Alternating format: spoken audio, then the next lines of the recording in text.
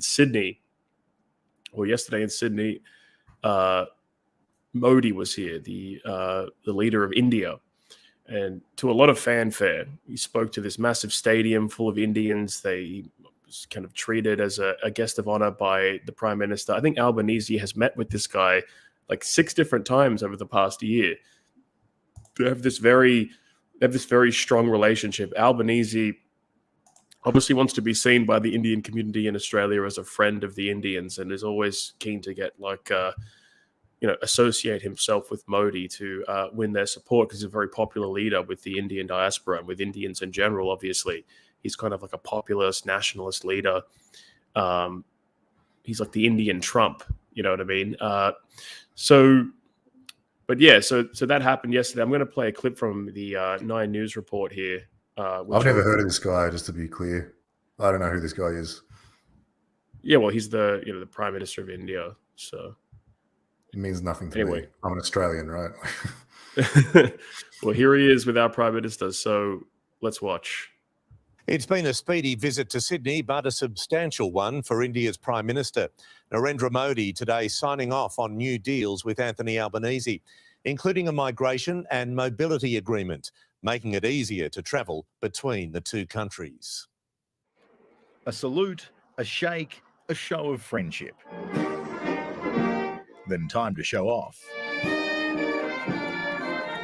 With the backdrop of Sydney Harbour, the 6th meeting in 12 months, this a one-dayer, but T20 mode mein aa gaye hain. In the language of cricket, Mr. Modi says, we've entered T20 mode. Meaning fast-paced. Oh, God. New 3-month temporary visas will be created for Indian nationals visiting Australia to see family that are working or studying here. Business visas between the countries will be longer, and a new class of visa for Indian specialists and academics. I welcome the finalisation of our migration and mobility partnership arrangement. The two countries agreeing on joint investment in the prospect of energy from green hydrogen, with a more comprehensive free trade agreement likely to be signed this year. It's vital that we have a strong trade links with India. I know the people I represent in rural and regional Australia, our farmers, our agricultural exporters are very excited by that too. The scope of our ties, the Indian leader says, is linked to regional stability, peace and global welfare. This announcement and this visit further ties Australia's future to the rapid rise of India and the feverish ascent of Narendra Modi. That ascent on show last night. Part rally, part rock star, one almighty reception. Namaste, Australia. Namaste. How crazy is by the way, how many people are in this stadium? Just got to go back here. That's 20,000 people. There isn't a political figure in Australia that could bring 20,000 people out to see them. Are they 20,000 Indians? It looks like they're mostly obviously. Well, there's the only white guy in the whole stadium is Albanese. And maybe one unfortunate white guy that ended up marrying an Indian woman and kind of was obliged to go with her.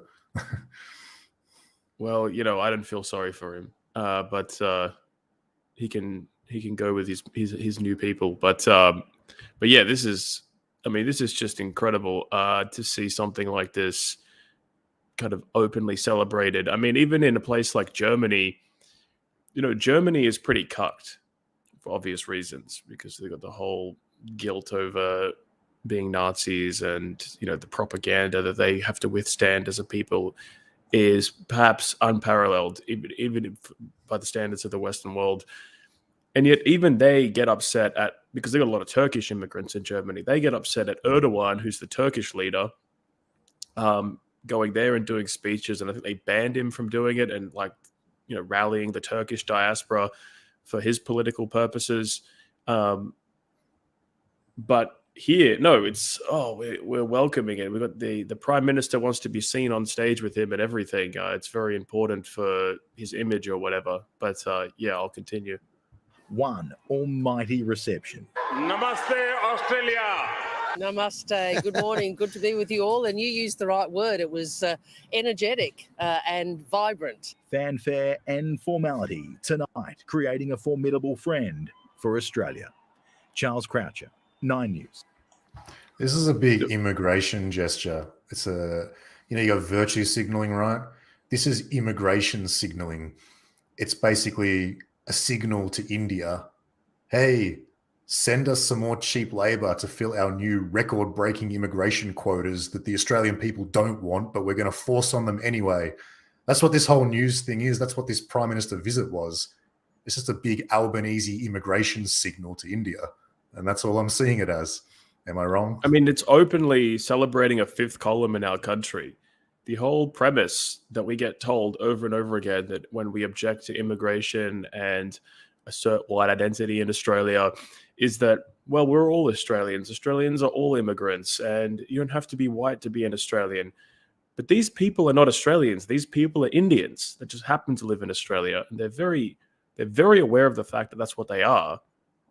They aren't there to see Anthony Albanese, the Australian Prime Minister, speak. They're there to see their leader speak. And what does their leader want from Australia? He wants to fill us with more and more of his people. India has like 1.6 billion people or something. We're a nation of 25 million. It's very easy for them to overwhelm us. He wants to fill this country full of Indians because that only kind of improves India's position of influence over our country, which is what this is all about. So they're doing this kind of soft colonization of our country, and our Prime Minister is welcoming it. He doesn't view it as a hostile thing. He's complicit because he wants the Indians to vote for him in the next election. I mean, it's just incredible. I don't think the majority of Australians, from what I can tell, the Indians who attended this rally to hear their Prime Minister speak, they seem to genuinely support their Prime Minister. They acknowledge him as a leader of their nation. I don't think Albanese in Australia or any other country he visited could summon such a congregation of white folks who openly acknowledged him as a leader and were ready to listen to and support him. Albanese is not an Australian leader. The Australian working class, the people of Australia, don't recognise him as a leader. They don't know anything about him and they don't care about him. The reason Albanese is a leader is not the result of proper democratic process, but bureaucracy and media manipulation. This is a fake democracy, and that's why Albanese, the only rally that Albanese could attend that would have this kind of attendance, is one that is set up for a foreign entity. He couldn't summon this amount of his own people to actually acknowledge him as a leader. So just that's an interesting, or an observation perspective giver I'll throw in there for you guys. Well, yeah, and during this speech, they didn't show it on this clip. Albanese referred to Modi as the boss. You know how Indians are always like, boss, he referred to him as the boss. Apparently it was some kind of reference to Bruce Springsteen. But, I mean, it's just so demoralizing to our country to be welcoming this foreign leader with this foreign population celebrating him in the middle of our own country and calling him the boss. And, basically saying that, oh, we are subordinating ourselves to India. Come fill our country up with your people. It's just so disgusting. It's honestly, it makes me want to throw up. It's fucking disgusting. Albanese can call him what he wants. This means nothing to me. He's not the boss of me, mate. I think Australian people are so detached from this kind of stuff. Their major concern is how they're going to afford to meet their living expenses for the next week, which is being made extremely difficult by this government and its policies right now. And this is keeping Australian people distracted and disconnected from what is happening at a political level, which seems to be ethnic replacement and the preparation to replace the Australian working class with a cheaper, more manageable foreign slave labor. And this is what Albanese is doing right now. And it's being presented to the masses through Australian major media as a positive thing, a productive thing, a thing of friendship, of cooperation between the nations. It's not. It's a migration scheme. It's ethnic replacement of the Australian working class. It's happening before our eyes. Yeah, I mean, the replacement is egregious here. I'm going to keep playing this video, but they have just announced here that a new part of Sydney near Parramatta, a place called Harris Park. If anyone who's from Sydney knows Harris Park is full of Indians. The whole place stinks of curry. If you get off the train station there, I wouldn't recommend it. Now it's Little India officially. The our Prime Minister and the Indian Prime Minister are shaking hands over a little plaque there that you can see on stage for Little India. One of the most disgusting, terrible places in Sydney now So belongs to them, but this is just a symbol. Are you saying Parramatta in New South Wales is a place where a lot of Indian immigrants are living? Is that right? Yeah, particularly Harris Park is one suburb over from Parramatta. It's one stop up the train line, and that's completely full of them. But yeah, watch the video. They'll bring out the they'll bring out the mayor of Parramatta who has an Indian accent. Not only is he an Indian, but he has an Indian accent. And this is the electorate, by the way. When I was criticizing Mark Latham and One Nation, they ran an Indian candidate in the Parramatta electorate during the last New South Wales election. And, you know, the candidate did pretty well. He got like 8 or 9% of the vote because he was Indian, basically. The area is full of them. But anyway, we'll continue the rest of this to get an idea of what I'm talking about. And it's official, Sydney now has its own Little India, a small slice of Harris Park becoming a gateway between our nations. A plaque was unveiled by Narendra Modi last night, and the Indian community was still buzzing today from his visit. The morning after a night out with their hero and Modi Mania was still alive on the streets of Harris Park. I would have travelled even to the end of the earth to see him. He's a special guy, right? Basically, that's putting India on the map globally. Even our Prime Minister was starstruck. Prime Minister Modi is the boss. It was catchy. Mr. Modi, he is the boss as well. And what a first day on the job for the new Lord Mayor of Parramatta. You're so proud of you. Thank you. Rubbing shoulders with not one, but 2 world leaders. We want to make sure that Parramatta is on the itinerary of global leaders. Mr. Modi, Joe Biden next. We will invite him, of course, yes, of course. Last night's double act had work to do, unveiling a plaque officially declaring Harris Park as Little India. So it sort of makes you the first mayor of Little India, doesn't it? I am still the mayor of City of Parramatta. So you've got the name, you've got the plaque. The big question now is, where do you put that foundation stone? Well, you wouldn't have to look too far. You've got an Indian restaurant on every corner.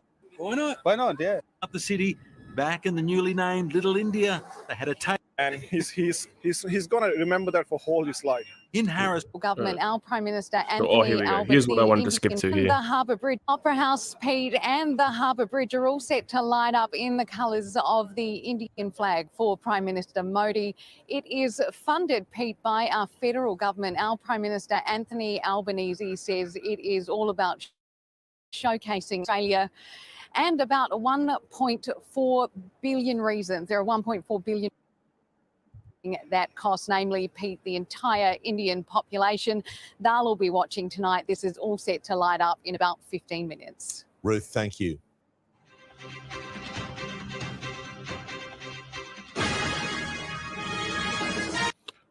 Yeah, so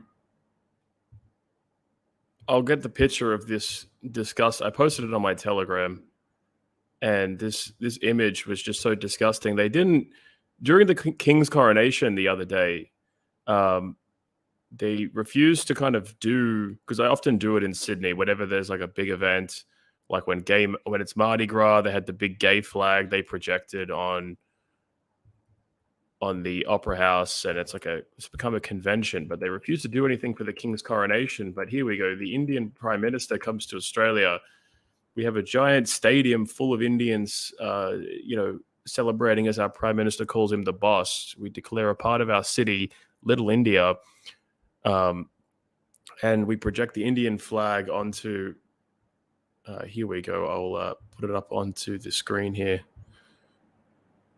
Sorry, a bit of a technical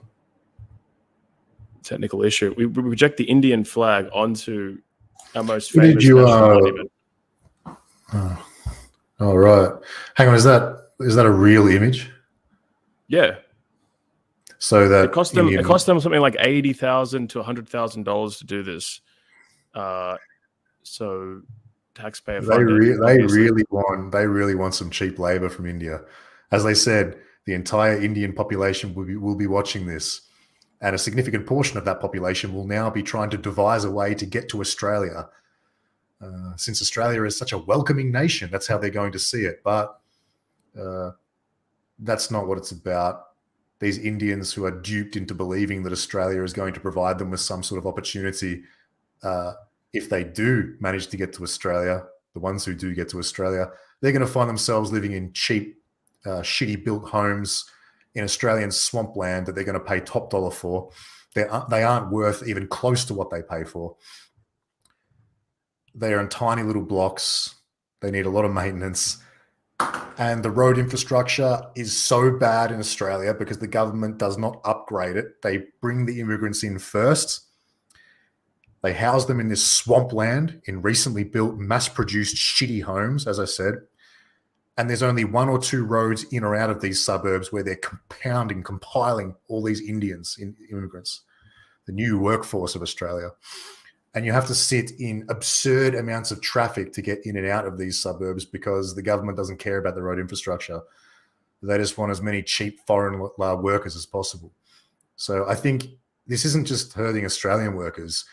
It's also duping and exploiting the Indians that are compelled by this kind of signaling, this kind of propaganda to try to come to Australia.